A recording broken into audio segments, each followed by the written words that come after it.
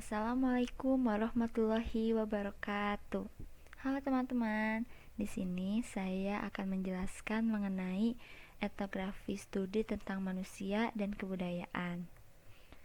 Sebelum ke materinya, izinkan saya memperkenalkan diri saya terlebih dahulu. Nama saya Siva Dwi Fitrian dengan NPM 202020067, Prodi Kesejahteraan Sosial, Fakultas Ilmu Sosial dan Ilmu Politik Universitas Pasundan. Kita langsung ke materinya ya. Jadi apa itu etnografi? Etnografi berasal dari bahasa Yunani.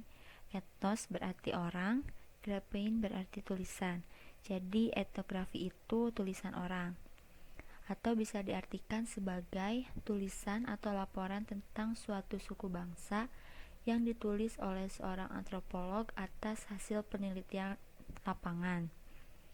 Etnografi juga merupakan suatu pekerjaan mendeskripsikan kebudayaan yang bertujuan untuk memahami suatu pandangan hidup dari sudut pandang penduduk asli.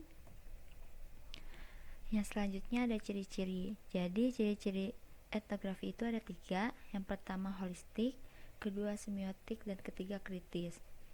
Holistik yaitu peneliti memiliki empati dan melakukan identifikasi terhadap kelompok.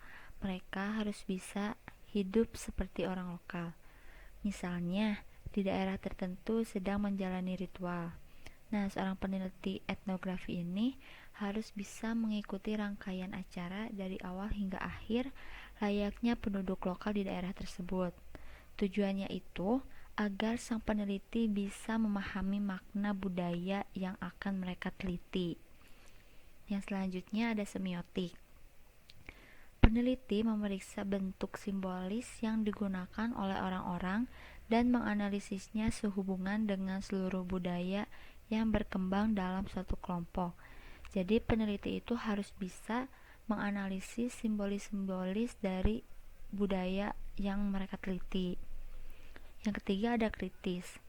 Peneliti mencoba mengungkapkan apa yang biasanya tersembunyi dan tidak terucapkan dalam budaya dan mencari pada asumsi. Jadi peneliti itu harus bisa berpikir kritis. Mereka harus bisa mengungkapkan apa makna yang tersembunyi dari budaya yang akan mereka teliti. Hal yang diteliti dalam etnografi. Jadi ada pola pikiran, sistem keyakinan, bahasa, dan kultural. Jadi kultural itu meliputi bidang seni, pengetahuan, hukum, kepercayaan, adat istiadat, pola kebiasaan masyarakat, dan hal terkait lainnya yang ada di suatu wilayah masyarakat tertentu. Biasanya sih selalu meneliti tentang adat istiadat ya. Menurut Marvin Harris, kebudayaan yaitu konsep yang ditampakkan dalam berbagai pola tingkah laku yang dikaitkan dengan kelompok-kelompok masyarakat tertentu. Kebudayaan sendiri merujuk pada pengetahuan-pengetahuan yang diperoleh yang digunakan manusia untuk menginterpretasikan pengalaman dan melahirkan tingkah laku sosial. Di sini ada tugas etnografer. Jadi etnografer itu seorang yang meneliti etnografi. Yang pertama ada mengamati tingkah laku, menyelidiki makna tingkah laku. Jadi mereka itu harus bisa mengamati tingkah laku atau perilaku seseorang. Misalnya seseorang yang bersalaman. Nah, etnografer itu harus bisa menyelidiki makna dari seseorang yang suka bersalaman. Kenapa sih orang-orang itu suka bersalaman? Kayak gitu. Yang kedua ada mengamati benda-benda atau artefak, menyelidiki makna yang diberikan terhadap benda. Misalnya zaman dulu itu di suku Sunda selalu menyimpan goah di rumahnya. Goah itu tempat untuk menyimpan beras. Nah, tugas etnografer itu harus bisa menyelidiki makna yang tersembunyi dari goah. Kenapa sih orang-orang itu menyimpan goa di rumahnya gitu, karena kan yang kita tahu mereka hanya menyimpan untuk kepentingan di rumahnya, tapi bisa jadi menurut suku Sunda itu ada makna tersembunyi dari benda yang mereka simpan di rumahnya. Yang ketiga ada mengamati atau mencatat berbagai emosi dan menyelidiki makna dari emosi tersebut. Ini udah jelas ya, jadi peneliti itu harus bisa meneliti berbagai emosi dari emosi seseorang gitu. Misalnya ada orang yang terharu pada saat menjalankan ritual di daerahnya. Peneliti itu harus bisa menyelidiki makna dari kenapa seseorang itu terharu gitu. Apa yang membuat mereka terharu? Mungkin kurang lebih seperti itu. Nah, teman-teman, di sini saya menyajikan referensi untuk judul penelitian.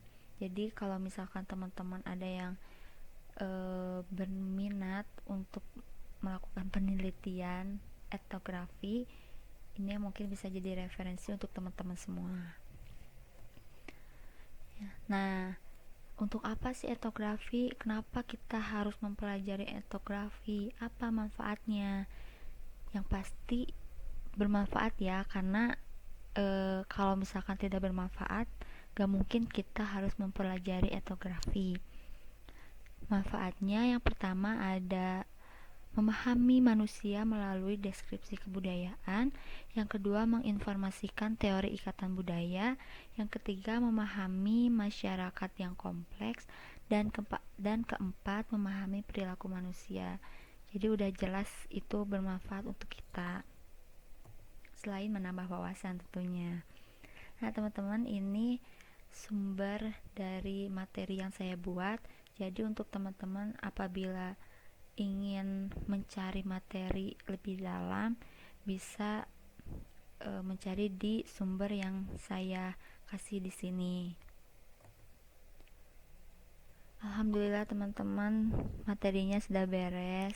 Semoga teman-teman semua bisa memahami apa yang saya jelaskan, dan semoga materi ini bisa bermanfaat untuk teman-teman semua. Dan juga jangan lupa semangat untuk belajar, kejar cita-cita kamu supaya bisa membanggakan kedua orang tua.